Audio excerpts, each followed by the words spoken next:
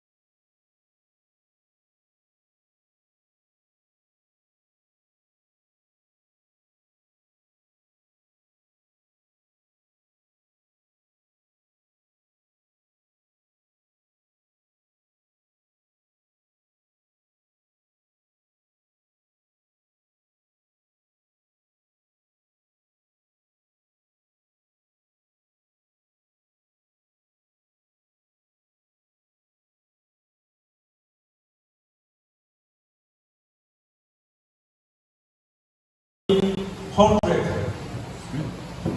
That means that man, he command what centurion is someone that commanded like 100 armies under his command.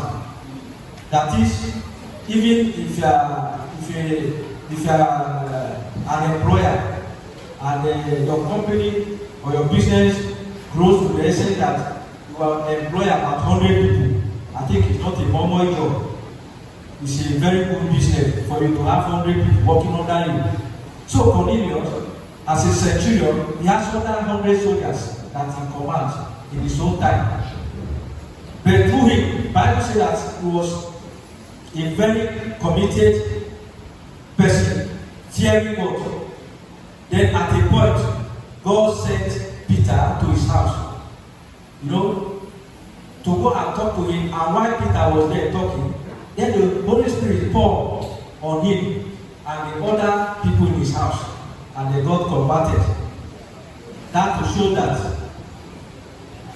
as a military person, there's nothing hindering you from serving God faithfully. So, having said this,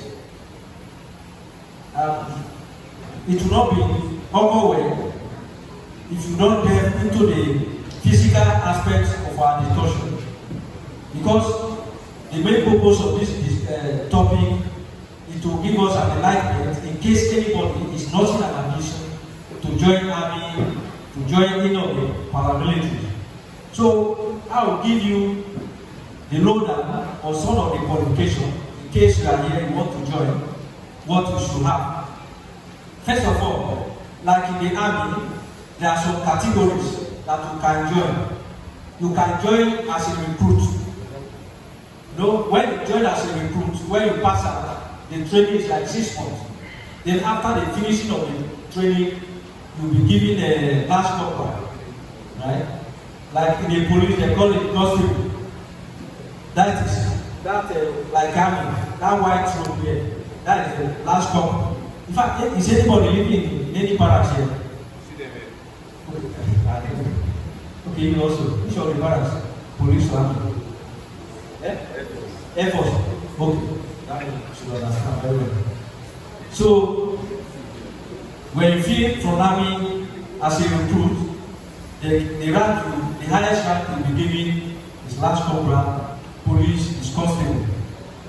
Then, as a recruit, if you want to join as a recruit, there are some basic requirements that is required for you to join.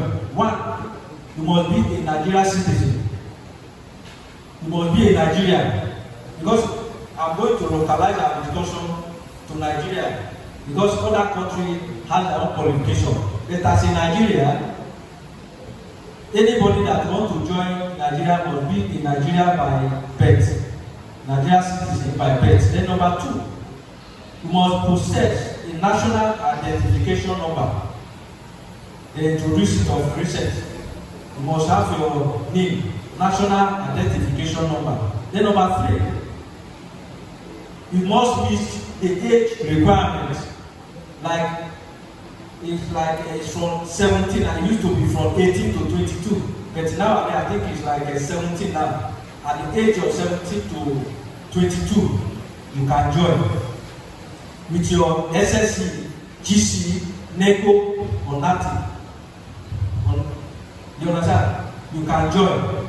Then, if you have SC or ON that you want to join, maybe like a registered nurse or midwife, or driver or mechanic, or sportsman, or sportswoman, then it will be like 18 to 26 years of age to join. Then number 4, you should not be less than 1.69 meters for male folks, and then for female folk, you must be 1.65 meters for female. Then your chest expansion or chest measurement should be like 77 centimeters. That is about 32 inches for men. Then for women, it must be 75 centimeters. That is about 30 inches for female folk. You must have that kind of requirement. Then number 5, you must be single, right? You must be single. When you are filling your form, if you put marriage, it's automatic disqualification. Both, for both.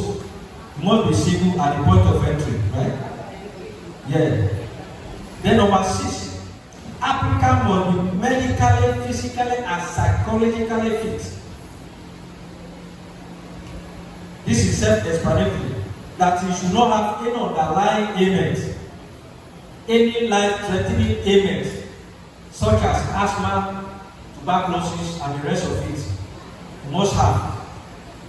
Then, physically fit, you should not be someone that is weak.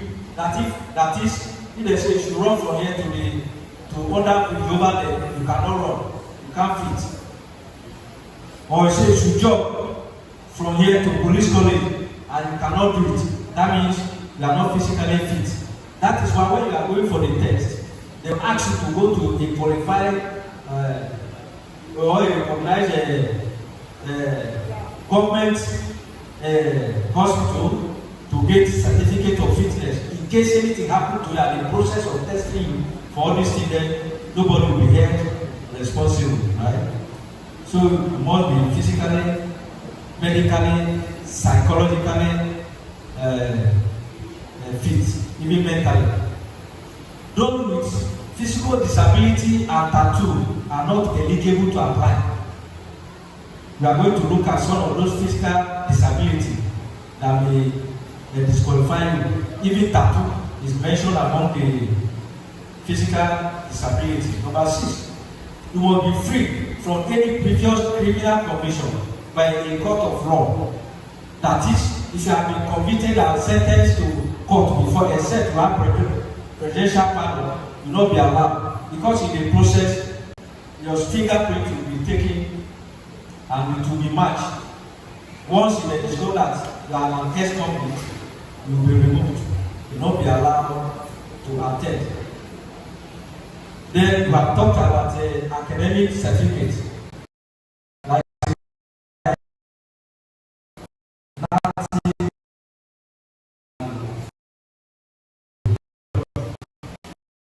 at that point, you must not be from the date of application. You understand? You should not be 6 years older. That is, maybe you have gotten this application this qualification like 6 years ago. Then the application, there's a room for you to join today. That is, people go through the route now. You are going to the other higher cadre that if you have higher age that you can join, but as a recruit, these are some of the conditions that may disqualify you not to apply. Then there's another one, MBA. That is people that want to go for academy. We call it National Defense Academy, NDA.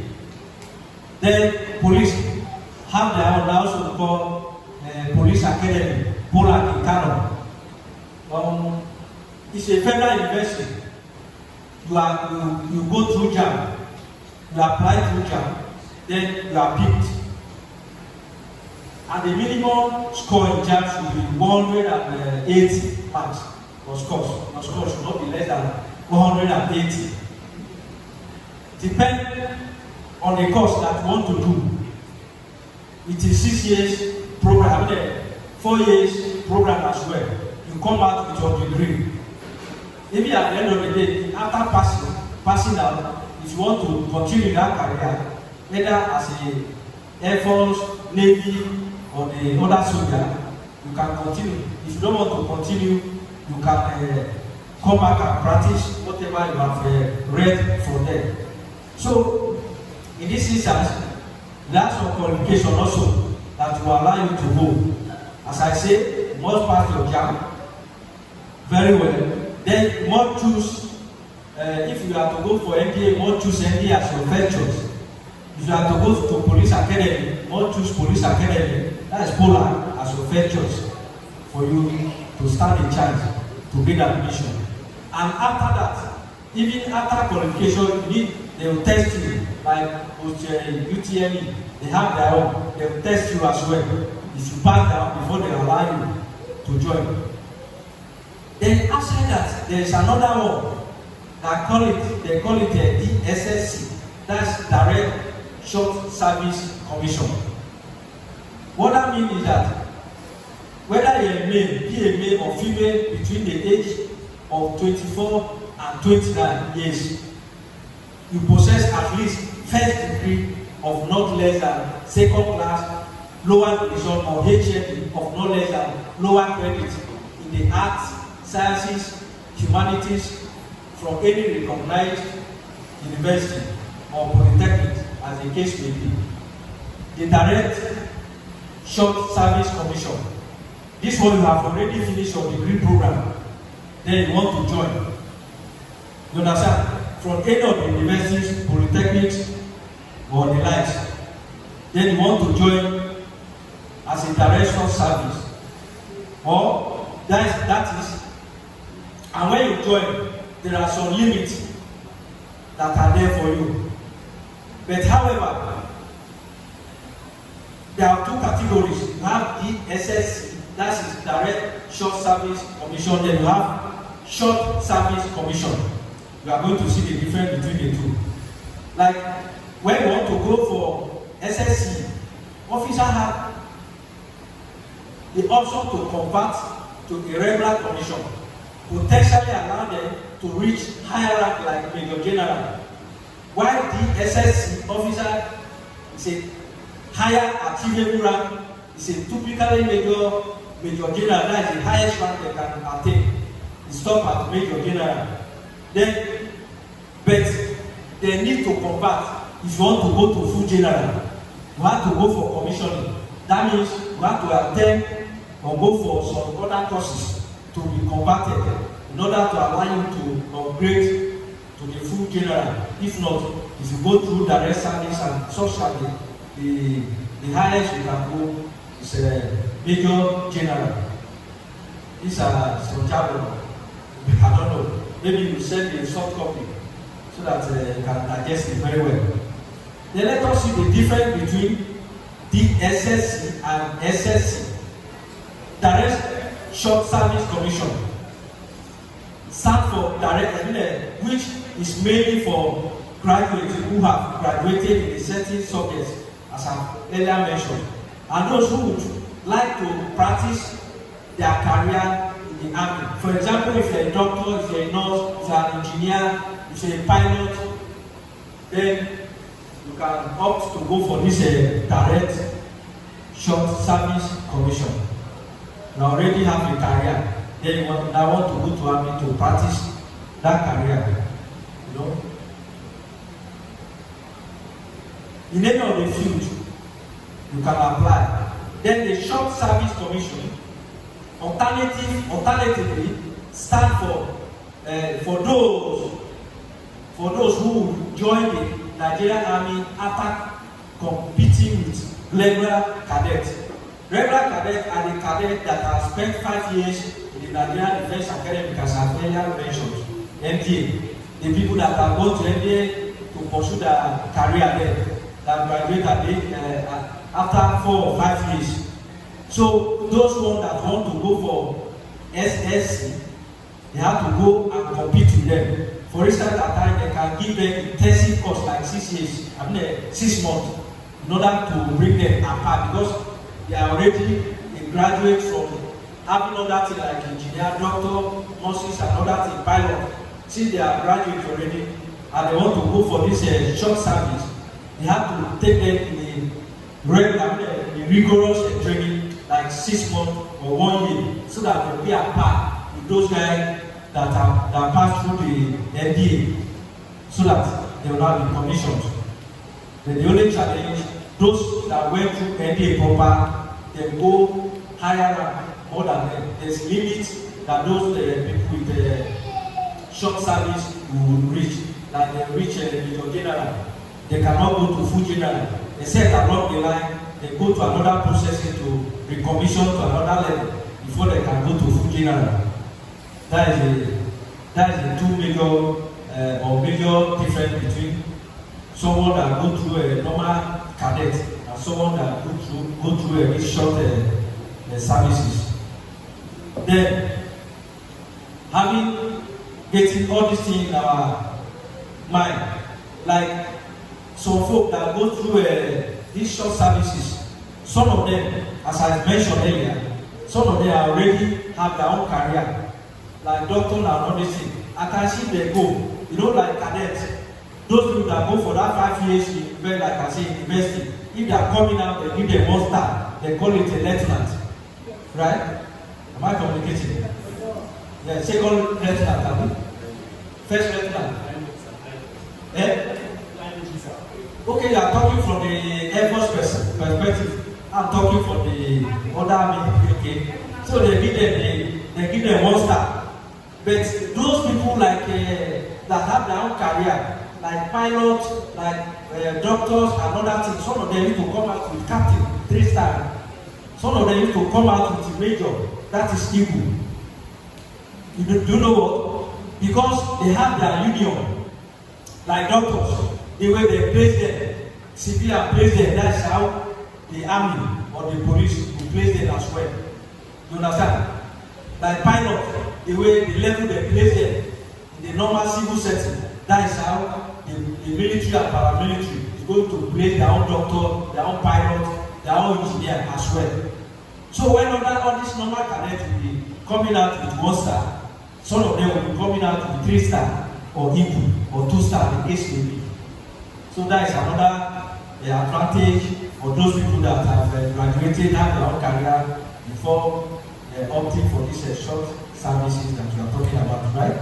I think that is very clear enough. Okay.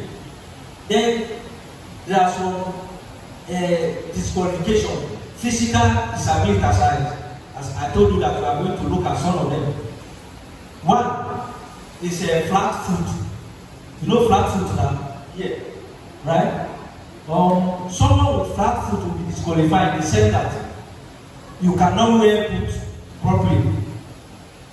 Then you cannot run properly. Right? Then again, you cannot stand for a very long time on parade. Because some parades take hours.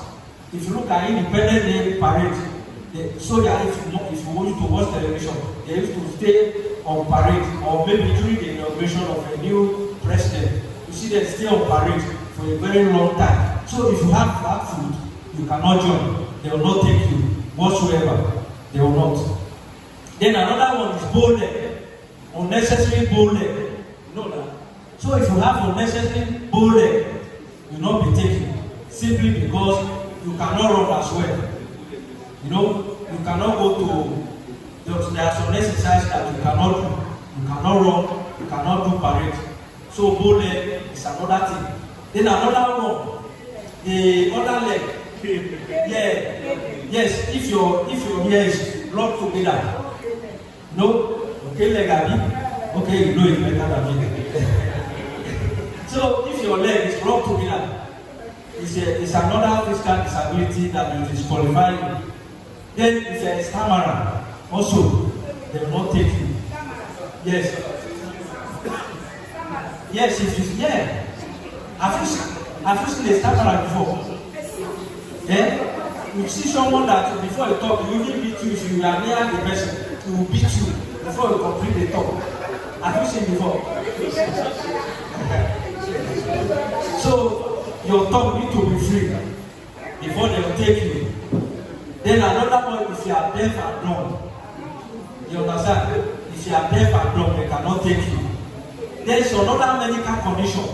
You know, I have tried. The only thing that I have not tried is Navy. No, it's Air Force. I have tried ordinary army before. In fact, I was with my uncle at this cantonment. That was around 99. I wanted to join.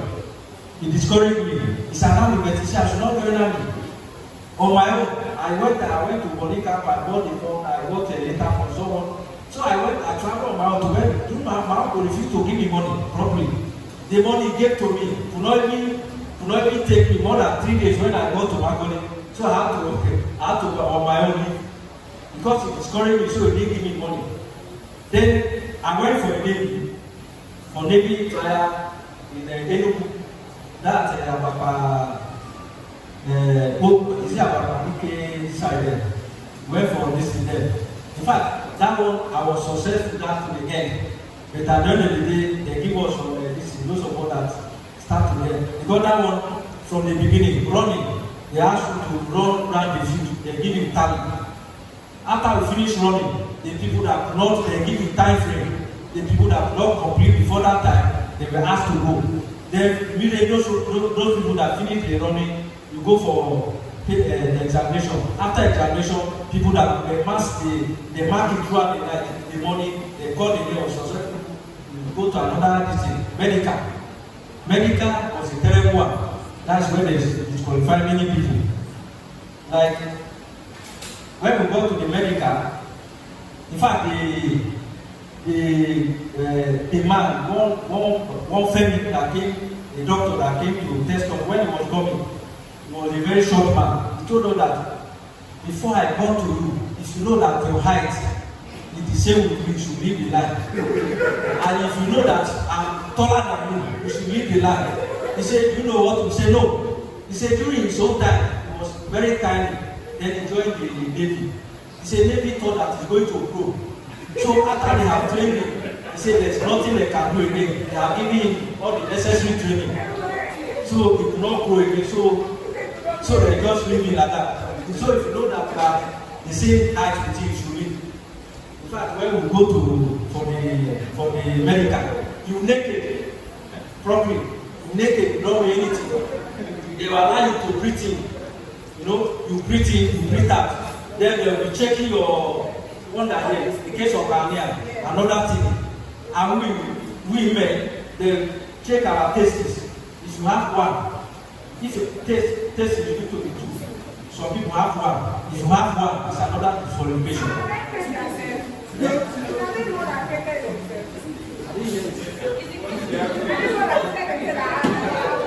Well, that's what it is. They disqualify you. If the man will touch it, it's not something that you escape. You naked, you touch it. Yes, if you have one, they will disqualify you. And then you bend down. You bend down again, they check your head on in case of a pie. Yeah, in case of pie, the man will disqualify you. These are some challenges. But I don't know, then the female, they have a female doctor that tells them. But I wasn't there, so I will not be able to talk about food. And they screen the female folks. So these are some of these things that you should bear in mind if you want to take a military career. So on paramilitary, you have to bear in mind that all these things you are going to face it. So getting some of these physical qualifications that you need to have. You don't even go there again. In fact, one eye, you should not even with one eye, you should not even go and apply. Then even if your finger, if you have any of the finger cut, yeah, you cannot go because you can't handle rifle. Can you? Anyone. It's a disability, it's a physical disability.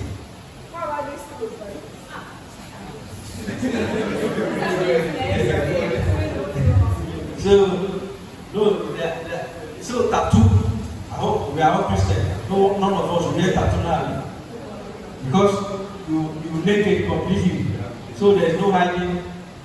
In fact, when I was to join police, there was a guy that came. You know, we wear something small like this.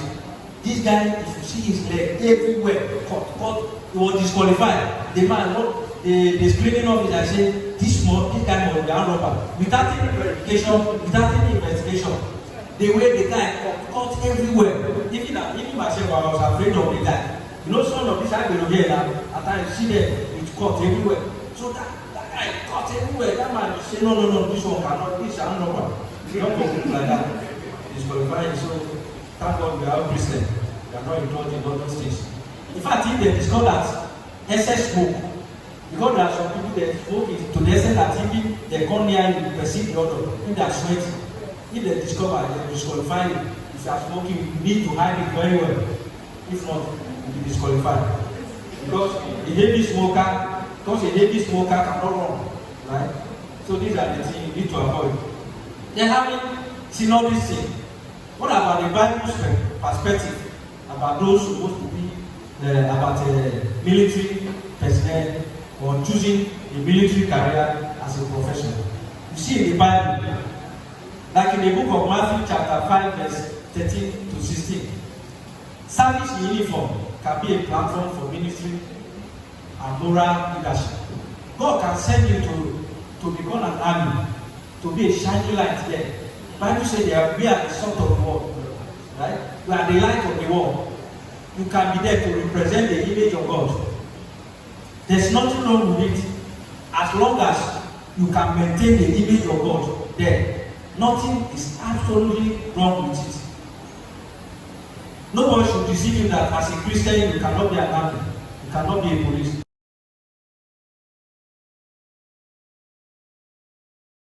No. Despite the fact that there's much corruption in some of those organizations, not everybody there. There are some people that they are not even Christian, but most are very sad. Why still? You understand? So God will send you there to go and represent His image. So biblical foundation and authority as a duty personnel. When you uphold the authority of God, it's going to count for you in the last day. Like in the book of Romans chapter 13 verse 1, say that let everyone be subject to the government authority or governing authority, for there is no authority except that which God has established. That will show that as you are going to serve them, you obey the authority there. Because the Bible has made it clear that all the authority that are on earth here are established by God. So if all the authority on earth have been established by God, then what stops you as a Christian to be in the military, to be in police, to be in civil defense, to be in immigration, to be in other paramilitary? So if you have the passion, if you have the courage, you have the tenacity, you have the physical, mental capacity, what stops you from going? You can go and showcase yourself, you can go and represent the image of God. Military and paramilitary forces operate under the government and authority of God. Christians are called to respect and obey lawful authorities unless it is contradicts God's command, like what you see in Acts, the book of Acts chapter 5 verse 29. Let us look at some soldiers in the scripture, both in the Old Testament and in the New Testament. Right? Luke, in the book of Luke chapter 3 verse 14, what do we have here? There is some soldiers action. And he replied, don't extort money and don't accept and don't accuse people falsely. Be content with your pay. In Luke 3 verse 4. Who was giving this advice for John the Baptist? John the Baptist didn't tell this soldier to quit their job because the job is corrupt, because some people are corrupt, but to act justly. You see, if you look at what happened in the military, in the police, you may be discouraged, but as a child of God, that should not discourage you. You understand? Show yourself. Show the light. Jesus praised the faith of a Roman centurion in Matthew 8 verse 5 to 10. You can see it there. When the man son was sick, right? He met Jesus. Jesus, okay, let God go. The man said, no. I know myself. I'm a man of authority. I told you centurion is someone that has about 100 soldiers under him to control. He's a big man. He's not like the chief of army staff or chief of defense staff, chief of naval staff of today. He has a lot of army under him.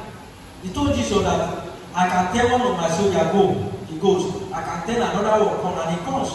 But I believe you have the capacity. Distance is not a barrier. Distance has nothing to do with the issue that we are discussing. You can say a word and my son will be healed. Jesus look at the faith of that man. He said, no, this kind of faith is not common. And Jesus pronounced. And immediately they said now at the same time, his son was healed at home. The centurion, a big man in the army, still had that kind of faith. So what about you and me? What stops us from being in army and still have that faith to serve God? Then in the Old Testament you have David mighty man. See, if you want to know, in fact, there is no army that were so organized, even to today, like David army. In history, David has well-organized warriors. In fact, if you want to know much about the army, the son of the commanders, under David, go and read the book of Samuel, 2 Samuel, chapter 23. Read from verse 1 down to the end. At a point, there are some commanders in the camp of David. They fight the enemy, the Philistines. One fought the enemy from morning till night. In fact, in the night, when they have defeated the whole enemy, the javelin that he used to fight, when to drop the javelin could not drop. It has stuck to his hand. That is, you hold the javelin from morning till night without dropping it. In the evening, when the war has finished, when he has conquered, when they want to go to drop the javelin could not drop. People, they had to call people, they had to force his hand to open. Like I hold this microphone now, I want to drop it, and I've stuck it to my hand. People had to go and help him to remove his hand from the javelin. That's the kind of military men that David trained. Anywhere they go to war, they win. So, if people like David that still serve God faithfully could have military training with mighty men, then what about us? They will say that as a child of God, you cannot be in the military and you cannot do well. Like, there's another centurion at the cross when Jesus was crucified. In the book of Mark, chapter 15, verse 39, a Roman soldier who recognized Jesus as a son of God after witnessing his death. He was a soldier. He recognized God. He recognized Jesus as a son of God the time that Jesus was crucified. Then let us look at, seen the example both in the Old Testament and in the New Testament about some military men that did well for God without causing any wahala for themselves. Let us look at Christian ethics in uniform. Living by faith. That's one of it. You should have faith in God. Like in the book of Ephesians chapter 6 verse 11, Paul said that put on the full armor of God so that you can take your stand against the devil's scheme. So as a Christian, you can use the Bible perspective that you can take the full armor of God. You can carry the gospel of God as an army personnel to work for God. Nothing stop you. The armor of God is a spiritual preparation for any battlefield, literally or morally. Military life demands discipline, which mirrors Christian discipleship. You understand? It's a discipline organization. So as a Christian, you can that life you can cultivate, you can inculcate that life of discipline as an army personnel to discipline yourself to be a good disciple or to be a good representative or good ambassador of Christ on earth. Surrounding yourself without discipline, you can discipline yourself as a Christian. Endurance and focus. Endurance as a good soldier of Christ, like what we have in 2 Timothy chapter 2, verse 3 to 4. Paul asked Timothy, the young man then, to be a good, to endure all the hardship. Military life involves sacrifice, endurance, and focus. Quality also essential in Christian living. These are the qualities that Christians should have, like in the military, right? You sacrifice your life. Is it not soldiers that are there fighting Boko Haram, fighting banditry? So they sacrifice their life for their nation. So as a Christian, Christians sacrifice their own life for the benefit of the kingdom there are many things that you deprive yourself, right? Many things you should not do for the sake of Christ. As a military person, there are so many things that you cannot do for the sake of the authority that you are serving under. So you can use that as a Christian life to discipline yourself as well. Ethical challenges, temptation, abuse of power, peer pressure, moral compromise. Solution to all this is prayers, accountability, fellowship, and reading of your or studying of your scriptures. You know, like in military, there are many temptations, there are many challenges. So as a Christian race, many challenges, many wahala on our way. But the solution is through prayer. Me as a military man, the solution is through accountability. You need to be accountable. Then as a Christian, fellowship and the study of your scriptures is going to help you. In the Old Testament, someone like Joab, a commander under David, you know, he was so accountable to David. He was so prudent. He was up to date with everything that he did, but he had some flaws. But the high point of his career as a military man under David was his high accountability. So as a Christian soldier, as a Christian army, as a Christian paramilitary, you need to demonstrate that kind of high accountability. In the New Testament example, Paul, military metaphor in the book of Ephesians chapter 6, and also in the book of 2 Timothy chapter 2, he used soldier integrity to teach spiritual discipline and resilience. In this Bible book that I have quoted, in Ephesians chapter 6, in 2 Timothy chapter 2, if you read it carefully, Paul was using military as a metaphor to represent our own life as a Christian. You understand? That our own life as a Christian, you can use example how discipline, how effective soldiers or military are in order for us to be disciplined spiritually, so that we be resilient spiritually. Because resilience is one of the qualifications to become a military person. You have to measure it, you have to endure hardship.